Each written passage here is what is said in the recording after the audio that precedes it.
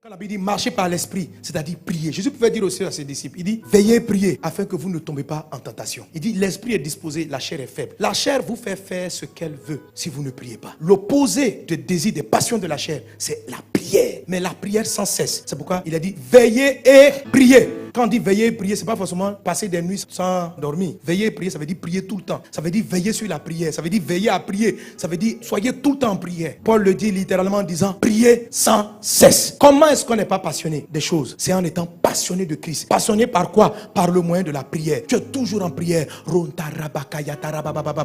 En Luc 21, je crois verset 36, Jésus dit ceci. Veillez donc et priez en tout temps. Cultivez la prière sans cesse. Quand tu dors, prie. Dans ton sommeil, prie. Quand les cauchemars arrivent, prie. Tu te réveilles le matin, prie. Avant de prendre ton petit déjeuner, prie. Au milieu du petit déjeuner, prie. À la fin du petit déjeuner, prie. Avec tes enfants, prie. Lève-toi, prie. Dans ta voiture, prie. Quand tu n'as pas envie de prier, prie. Quand tu as envie de prier, prie. Prie, prie. Alléluia, prie. En tout temps. On dit veillez, priez en tout temps. Saison de pluie, tu pries. Saison sèche, tu pries. Il prie seulement. Prie. La prière crée une atmosphère. Quand vous êtes sur un territoire, vous priez. Il n'y a plus de malédiction qui tient. La malédiction est suspendue. Parce que la prière est une zone que Dieu sécurise. Votre vie doit être une vie de prière. Jésus a dit, ma maison sera appelée une maison de prière. Et qui est la maison de Dieu? C'est ton corps. Qui est la maison de Dieu? C'est l'église. Ça doit être une atmosphère de prière. Vous savez, mes amis, les disciples ont vu Jésus marcher sur la mer. Ils n'ont pas demandé à Jésus, apprends-nous à marcher. Ils ont vu Jésus ressusciter les morts. Ils n'ont jamais dit à Jésus, apprends-nous la résurrection. Ils ont vu Jésus guérir des malades. Ils n'ont jamais dit à Jésus, apprends-nous à guérir les malades. La seule fois, ils ont demandé à Jésus de leur donner un coup. Apprends-nous à prier. Nous, on ne sait pas prier. Apprends-nous à prier. Parce qu'ils avaient compris une chose. Que le secret de la vie surnaturelle de Jésus, ce n'était pas de faire des prodiges. C'était la prière. C'est dans la prière que le ciel se révélait sur la terre. Qu'on sortait de tout ce qui peut être malédiction. Prie en tout temps. Il y a des fois la chair n'a pas envie de prier. Quand elle n'a pas envie de prier, c'est là même qu'il faut prier. Elle veut dormir, puis tu pries. Même dans le sommeil,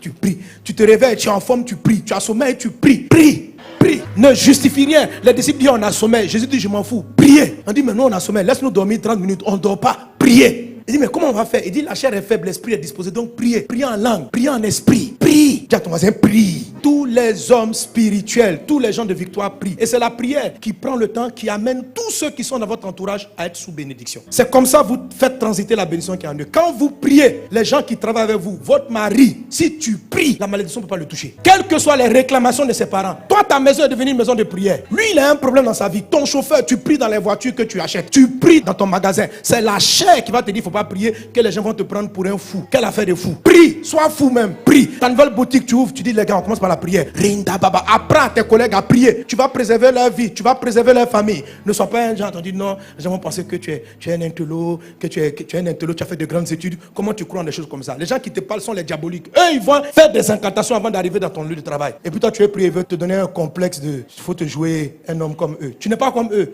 Toi, tu appartiens à Dieu. Eux, ils appartiennent au diable. Ils vont faire les incantations, ils arrivent au travail. Quand tu les vois comme ça, ils sont calmes. Tu crois qu'ils méditent. Ils appellent le diable dans la boîte. Appelle le Seigneur. Tout ce qui t'appartient. Et même si tu es un employé, ce n'est pas ton entreprise. Le Saint-Esprit est supérieur à tous les démons. Tu arrives, tu vas paralyser la malédiction qui est sur la société. Tu vas paralyser. Tu vas changer la tendance des choses. Créer l'atmosphère de prière. La prière est une communication avec Dieu. La prière est le câble qui vous connecte au ciel. Alléluia. C'est un câble. Il faut savoir adresser la prière. Écoutez mon message sur 7 étapes pour une vie de prière de victoire. J'explique tout. La prière permet aux anges de monter, de descendre. La prière fait descendre le ciel sur la terre. La prière suspend toute malédiction dans un environnement donné. Amen. Si tu pries que tu vois la malédiction frappe encore, augmente ta prière, augmente seulement. À un moment donné, elle va renverser la situation. Si une maladie persiste dans ton corps, prie, prie, prie, prie, prie, jusqu'à elle va partir. Prie. Pierre avait une réclamation. Jésus dit, j'ai prié pour toi. La réclamation va plus avoir son effet. Donc il a régné, il est revenu à Jésus. Satan n'a pas gagné. La prière a sorti l'apôtre Pierre d'une réclamation satanique. La prière va sauver vos collègues. La prière va sauver votre conjoint. La prière.